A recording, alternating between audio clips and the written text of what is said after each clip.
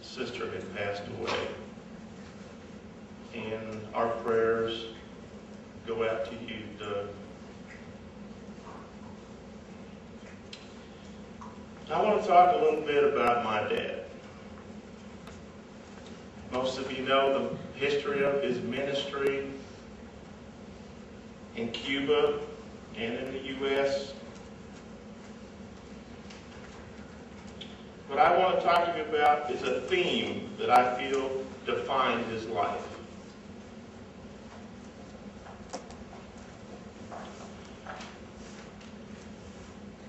The simplest way that I could put it is that my dad was a faithful man of faith. In Matthew 25:21, it tells us that first, a servant must be found faithful.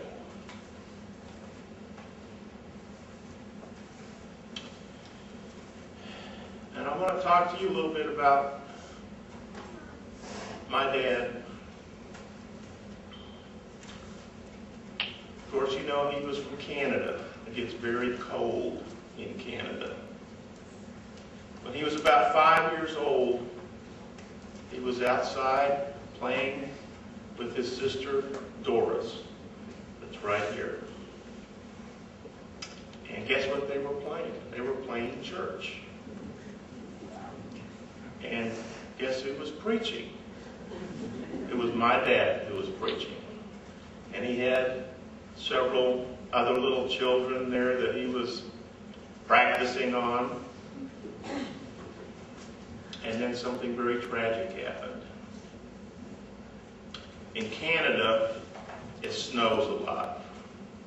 And then the heat from the house will melt the snow, especially during the daytime, and then it'll refreeze. And after that happens time and time again, there gets to be a very thick layer of ice on the roof. And many times people have to go up there and chip it off and break it loose. Well, there was a slab of ice that had been described to me as about like this. And they were playing right close to the house. And all of a sudden, all of that ice from the whole side of the house slipped off. And as it came down, it flipped and came down and completely covered my dad. There were men working nearby, and when they looked up and saw what had happened, they said, well, thank goodness there wasn't any kids over there. Doris started missing him, didn't know what happened to him, and she thought she saw a piece of clothing. Well, she began to get frantic and started to call the men over there to tell them that she thought that Dawn was underneath that ice. And eventually she got their attention. They came over there, and it took 3 people to lift that piece of ice. 3 men to lift that piece of ice off of my dad. When they took that ice off of him, people described his condition, and it looked like what a small unborn chicken looks like if you open up the egg too soon. He was completely crushed, and he also was blue and had been there for quite some time before they could get to him.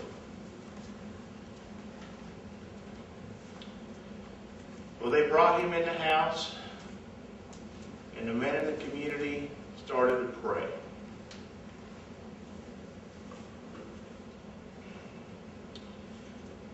The men prayed, and all of a sudden, they noticed his legs started to twitch. And the color came back into him, and he began to breathe, and he came to, and he asked his father if he could go to sleep. And all the people said, don't let him go to sleep. Don't let him go to sleep. If he goes to sleep, he will never wake up.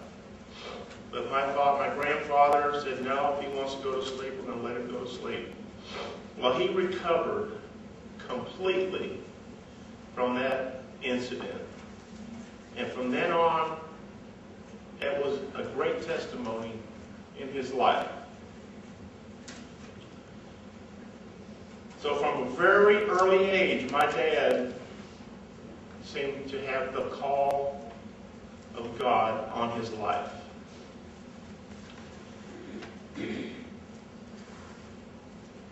Times were very difficult back then. As my Uncle Handy indicated to you, they moved out to a farm, and the responsibility, the majority responsibility of that farm fell on my dad's shoulders at the age of 11. His father worked in town as a painter during the week and would travel the 20 miles back to the farm on the weekends, but all during the week, the taking care of the farm, taking care of the animals, planting crops, reaping crops, all of that fell on my dad. And he stayed, and all of this work that he did, mind you, was done with horse-drawn implements. There was a lot of people who had cars and tractors and all this, but they still were working with horses. And he stayed there until the age of 26 years old. And at the end, he was given all of the implements on the farm as his to begin his adult lifehood on his own at the age of 26. That's what I call being faithful, don't you? During this time, he was attending a church called the Easton Church in Easton, Maine with his family. The church was about 3 miles away on the other side of the border in Maine. And they would make that trip in a horse and buggy, or in the wintertime, they used a covered long sled. I had to get some education this weekend from my family. I thought it would have been a sleigh, but no, it was a long sled.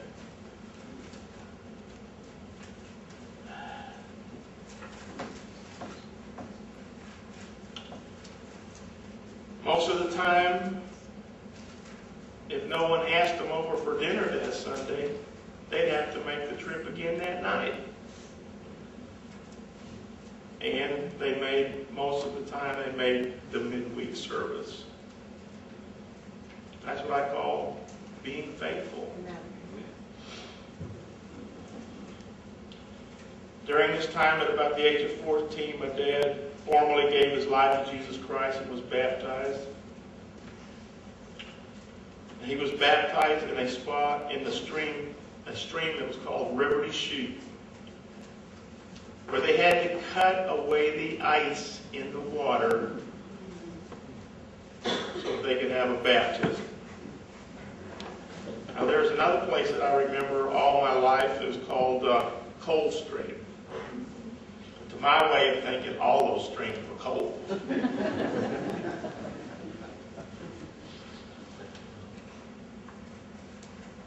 That's what I call being faithful and a little crazy. Later, while still on the farm, he would tune into a radio station called WAGM, a local radio station that carries such shows as Heralds of the King and the Pentecostal Messengers. He soon became infatuated with a young lady from over in Knoxford who was appearing regularly on the show. She didn't even know that he existed. She told me that she had spotted him a couple times in church, and had heard that there was this grandson of his brother NEVERS, who was a great singer,